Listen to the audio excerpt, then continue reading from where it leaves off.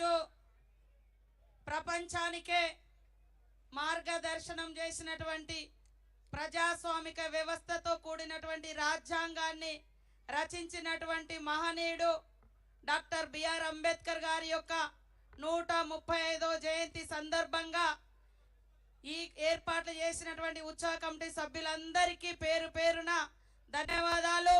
ముఖ్య అతిథులుగా వచ్చినటువంటి గౌరవనీయులు పెద్దలు, బడుగు బలహీన పేద వర్గాల సోదరుడు, అభిమాన నాయకుడు మన సీఎం రేవంత్ రెడ్డి గారికి, గౌరవనీయులు సోదరుడు మన ఎస్సీ ఎస్టీ మైనార్టీ వెల్ఫేర్ జిల్లా మంత్రివర్యులు లక్ష్మణన్న గారికి, అడ్లూరు లక్ష్మణన్న గారికి, అదే విధంగా బీసీ వెల్ఫేర్ ఆర్టీసీ మంత్రివర్యులు పొన్నం ప్రభాకర్ గౌడ్ అన్న గారికి, సోదరులు ఎమ్మెల్యే కవంపల్లి గారికి, సత్యన్న గారికి, అదే విధంగా అంజన్ కుమార్ అన్న గారికి, ఎమ్మెల్యే నవీన్ యాదవ్ గారికి, అద్దంకి గారికి, మరి శ్రావణ్ గారికి, ఇతర వేదిక మీద ఉన్నటువంటి సోదరులకు, minority cell, BC cell, SC cell, ST cell నాయకులకు అందరికీ, అశేషంగా తరలి వచ్చినటువంటి మా దళిత బహుజన బడుగు బలహీన మరి ఈ వర్గాలకు తోడుగా ఉండేటువంటి ఇతర వర్గాల సోదరులకు అందరికీ, సోదరిమణులకు పేరు పేరున జై భీమ్ తెలియజేస్తా ఉన్నాను. అంబేద్కర్ గారు ఐకాన్ ఆఫ్ నాలెడ్జ్.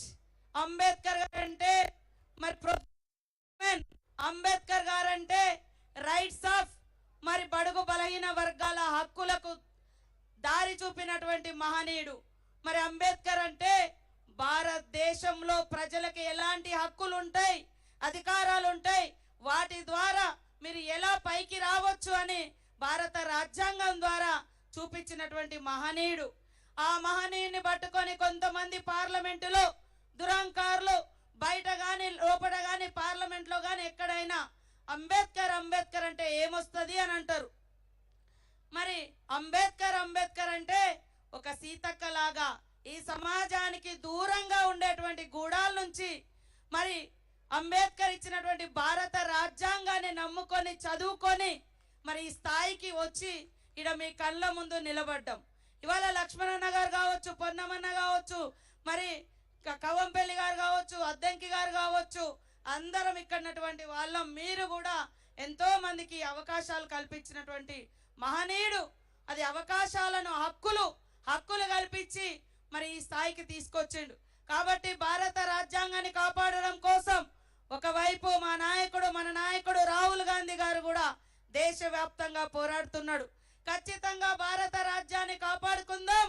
మరి భారత రాజ్యాంగం ద్వారా ఈ సమాజంలో అంతరాలు లేనటువంటి అభివృద్ధి దిశగా ముందుకెళ్దామని తెలియజేస్తూ జై భీమ్, జై భీమ్. ముఖ్యంగా ఉత్సవ కమిటీ